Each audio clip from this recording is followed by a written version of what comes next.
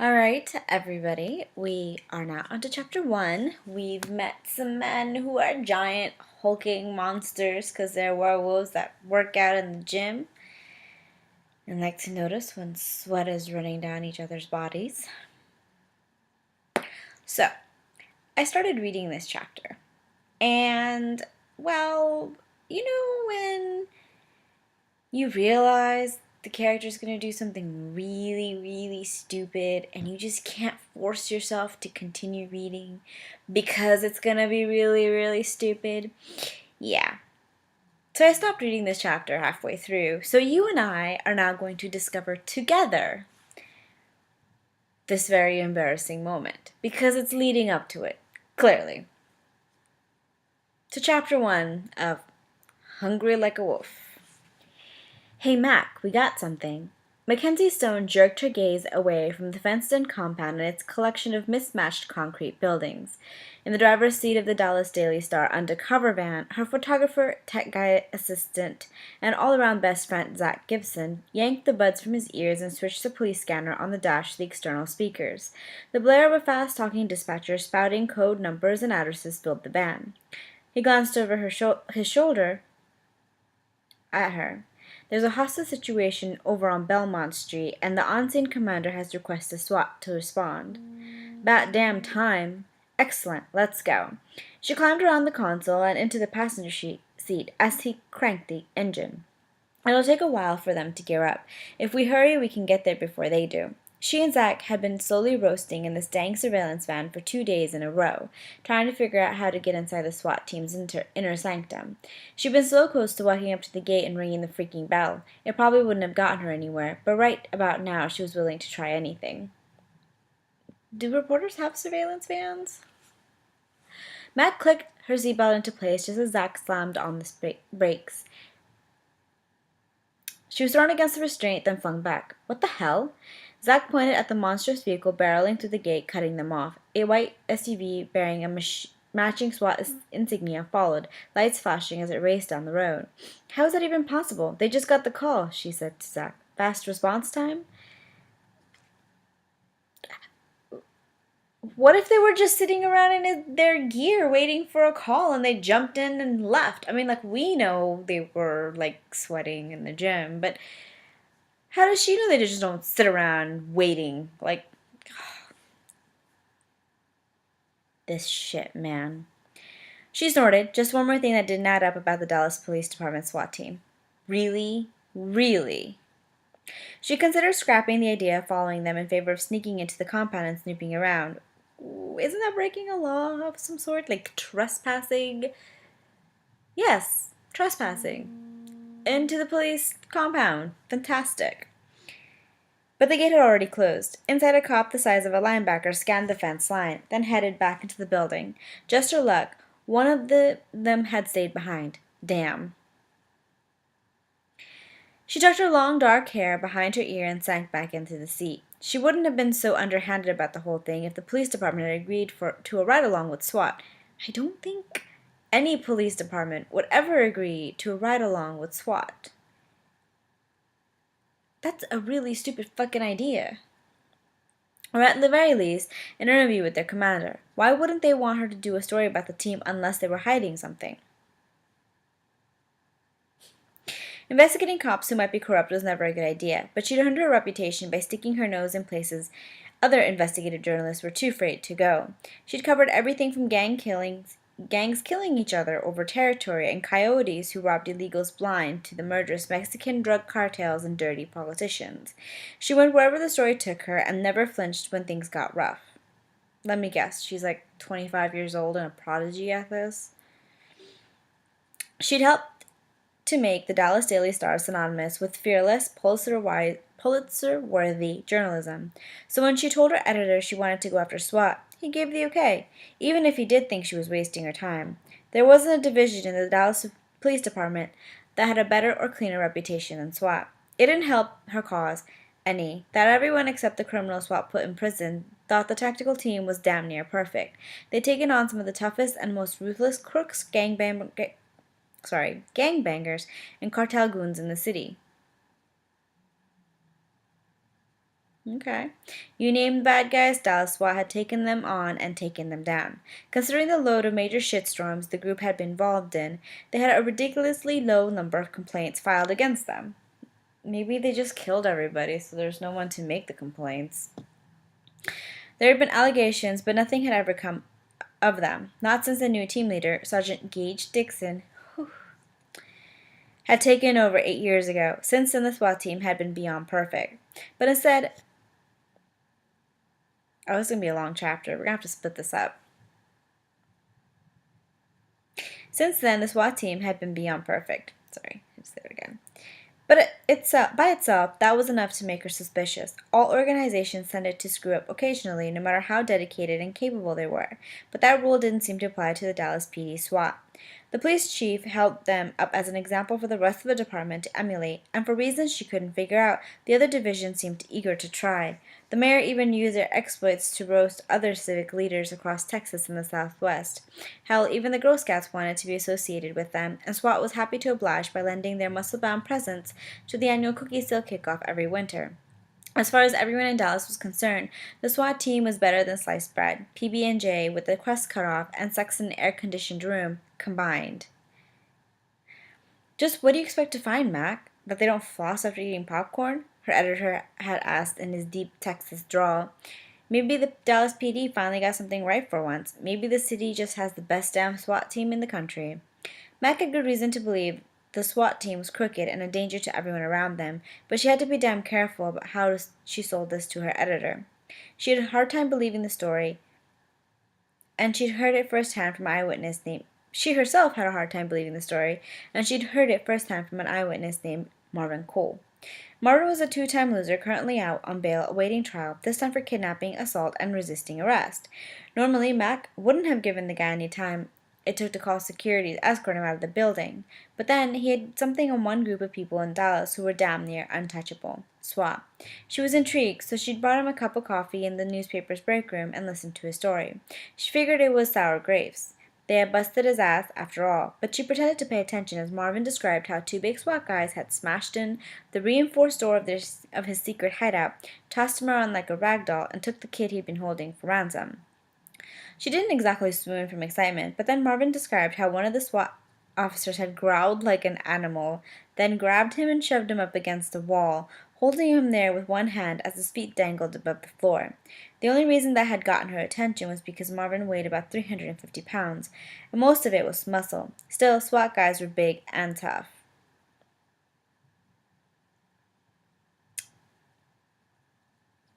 Everyone knew that. Marvin must have seen how skeptical she was because he opened his shirt and showed her 2 sets of 4 parallel scratches gouged in the muscles of his enormous chest. He looked as if he'd been clawed by a big animal. Son of a bitch did that with his bare hands. I lived on the streets my whole life, so I know when someone's messed up, he said as he slowly buttoned his shirt and sat down. Those SWAT dudes that everyone's so freaking impressed with, they're on something. She lifted a brow. You mean like steroids? Marvin shook his head.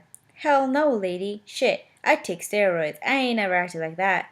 No, those cats are on something really serious. Something that makes them crazy strong. The idea that SWAT members were on some kind of designer drug was insane, but Marvin wasn't making up the ragged marks on his chest. So, what, does she think that they gouged his chest with their fingers? That doesn't even make any sense. What do you hope to gain from telling me this? She asked. Even if this was a case of police brutality, I don't think it's going to keep you out of jail. Marvin shrugged. Probably not, but maybe it might land one of them in there with me. She said, why would you want one of the dudes who could do that to you in jail with you? She sat in the conference room for a long time, figuring out what to do. The possibility that Marvin was right had buried itself in her soul too deep to let go. But while convincing her boss to let her run with the story had been easy, getting close enough to any of the guys on the SWAT team to find out what they were hiding, if anything, was damn near impossible. As far as she could tell, they only hung out with each other, and it wasn't at any bar or club she could find. They only worked out at their own facility, so she couldn't bump into them at the gym or along a running path somewhere. And if they brought their groceries from a store anywhere in Dallas area, she couldn't figure out where.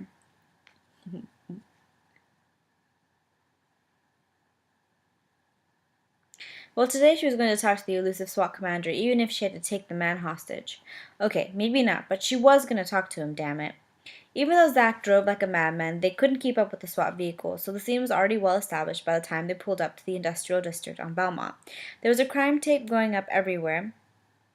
Unfortunately, Zach found a space near the curb only 2 blocks down the street from the SWAT tactical operations vehicle. It was usually impossible to get this close to an active shooter situation. That probably meant there weren't enough uniformed officers available to both set the perimeter and evacuate the surrounding buildings. No doubt the cops would remedy that soon. Until then, she might be lucky enough to get a few action shots and gain a bit of insight in how the mysterious SWAT team worked. Zach leaned toward to get a better look, making a face when a pair of EMTs ran across the street, half carrying, half dragging a man covered in blood. You think maybe we should move a little further back, he asked, as the EMTs put the man in the ambulance and jumped in after him. The ambulance peeled away from the curb. So riveting, you guys. I don't think so. It looks like all the action out here is over with. We'll be fine. Mac held a pair of binoculars to her eyes and scanned the area in front of the building. So, what's our situation? Zach pulled out the buds he'd stuck back in his ears so he could listen to the scanner on the drive over. Thank God he was good at figuring out all those silly-ass codes and cop acronyms, because it was like a foreign language to her even after 10 years as a journalist. Sun Community Bank over on First and Devon got hit by a crew about an hour ago. He fished his camera out of the back and swapped out his normal lens for something bigger. Someone got to the silent alarm, and the cops were waiting for the bank robbers the second they walked out. That's when all hell broke loose. Zach stopped as he fiddled with one of the option settings on the top of the camera. The cops ID'd at least 7 bad guys armed with automatic weapons, some of whom were set up outside the bank while the rest were inside. Max set down the binoculars and climbed in the back to grab her own gear. That doesn't seem like your ordinary bank robbers to me. She took a binder out of her bag and started flipping pages. More like a gang with military training. She spent enough time investigating gangs on both sides of the border to recognize their handiwork. Some of them could rival the U.S. military when it came to weapons and tactics. You could be right, Zach agreed. Regardless, the responding officers got hit hard. There were multiple injuries, including some innocent bystanders.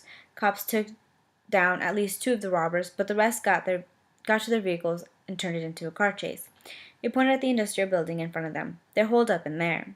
Mac didn't recognize the name of the place, and sure didn't know what kind of product E-Brand produced, but the bad guys had decided the 3-floor brick building made a good defensive position, probably because it didn't have any windows. They already shot 4 people and are currently holding 30 employees hostage, Zach continued. What do they want? She asked as she scanned the pages of the SWAT personnel folder she'd put together. It wasn't much more than fluffy Dallas PD public affairs crap at this point, but it was a start. That's anyone's guess, Zach told her as he started snapping pictures of the scene. But I think we can assume it's not world peace since SWAT was called in. As if hearing the introduction, the door of the tactical operations vehicle opened and 3 big men stepped out. Dressed head to foot in black with heavy tactical vests, helmets, and automatic weapons, Mac would have known they were SWAT even if she didn't have their pictures. She had to admit their public affairs headshots didn't do them justice.